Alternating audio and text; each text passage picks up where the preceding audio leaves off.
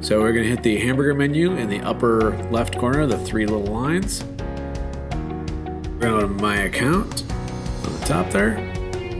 You can see how it says pending invitations on the right. There's one pending invitation. So we're going to go ahead and accept that invitation. And it's telling us that this installer wishes to give us permission to work in that network.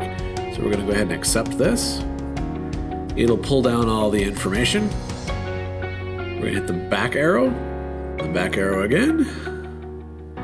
Now this is a little confusing part. Oftentimes it says no mesh tech devices, but you should be in that network. You have to remember to press the blue molecule squish in the upper right corner, and it will show you all the available networks. The one that was just shared to us is the one off to the right. So we're going to press that. And then you'll notice that the configuration for all of the controllers and everything came along with it. That's pretty much all there is to it. You can start using your lights.